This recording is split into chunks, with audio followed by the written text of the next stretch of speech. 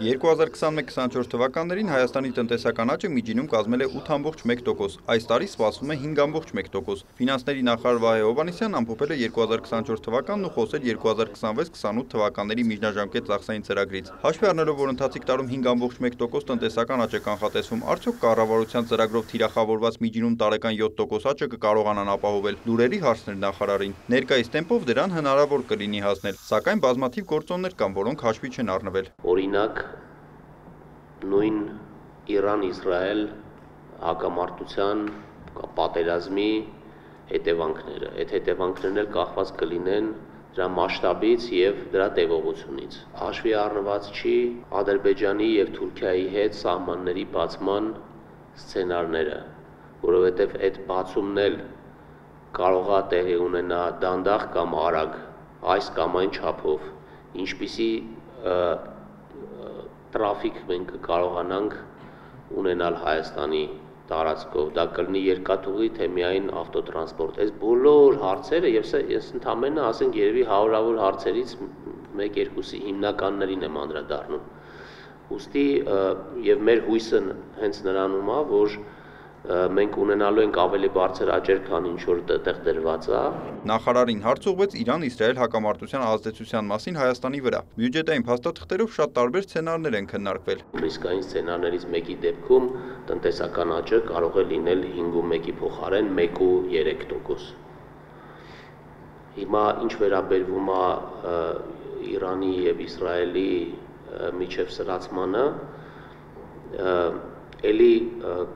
կան երևույթներ, որոնք բացասաբար կարող են ազդել մեզ վրա, կան երևույթներ, որոնք կարող են դրական ազդել մեզ վրա,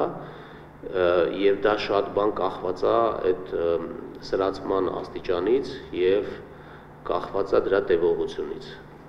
Ես ուզում եմ ուղղակի հիշեցնեմ, որ երբ ռուս-ուկրաինական պատերազմը սկսվեց 2022 թվականին, մենք ելնելով 14 թվականի մեր փորձից միանգամից սկսեցինք նայել վատ թարացման սցենարներ,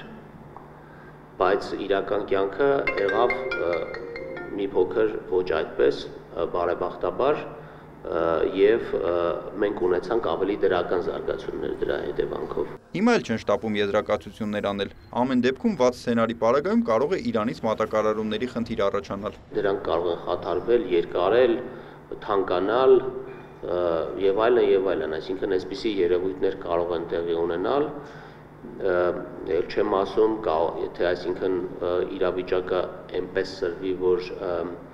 այսինքն միջազգային օրինակ ներդրողները Հայաստանը նույնպես սկսեն համարել ռիսկային միջավայր ներդրումներ կատարելու, դա արդեն կարող է ազդի տոկոսադրույքի վրա եւ այլն, այսինքն բազմաթիվ են այդ գործոնները, որոնք կարող են ազդել դրա համար, սակայն այդ մենք պետք է հետևենք զարգացումներին եւ ընթացս հասկանանք, թե ինչ պետք է մենք անենք, եթե կարող ենք անել որոշ բաներ, որոնք կմեղմեն այդ ազդեցությունները։ Միջնաժամկետ ծախսային ծրագրով պետությունը նախատեսում է բյուջեի դեֆիցիտը 2025-ի 5.5%-ից 2030-ին հասցնել 1%-ի։ Կարծում եմ բավականին խիզախ քայլ է եւ մենք պետք է մեծ ջանքեր ներդնենք ունենալու բյուջե, որը մի կողմից կնվազեցնի դեֆիցիտի մակարդակը, մյուս կողմից որևէ ձև չի վտանգի այն էական կարևոր ռազմավարական ծախսերը, որոնք ներկայումս իրականացվում են մեր բյուջեի միջոցներով եւ հասցեագրում են մեր կարճաժամկետ եւ երկարաժամկետ զարգացման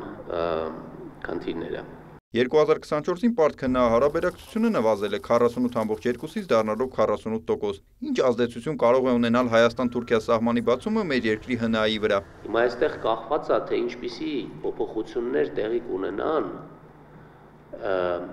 այդ բացումից հետո, այսինքն ինչքան տրաֆիկ կանցնի Հայաստանով, եւ այդ տրաֆիկի անցնելու հարցն էլ միայն տնտեսական չի, չէ, դեռ քաղաքական հարցեր էլ կան։ Հետո կախված է նրանից, թե օրինակ հայ-թուրքական սահմանի բացումից հետո Հայաստանում ներդրումային իրավիճակը ինչպես կփոխվի, Հայաստանում կարտադրվեն են ապրանքները, որը կարտահանվեն Թուրքիա, թե Ադրբեջան, թե հակառակը։ Նախարարն անդրադարձավ նաև հարկային օրենսգրքին, նշելով, քննարկում են նոր օրենսգիրք ունենալու հնարավորությունը։ Եթե պարզվի, որ գործող օրենսդրության մեծամասնությունը պետք է փոխվի, ապա կունենանք նոր օրենսգիրք։ Եթե փոփոխությունները վերաբերեն 20-30%-ին, ապա կկենտրոնանան դրվագները շտկելու ուղղությամբ։ Նիկոլայ Ավետիսյան, Դավիթ Մաչկալյան, լուրեր։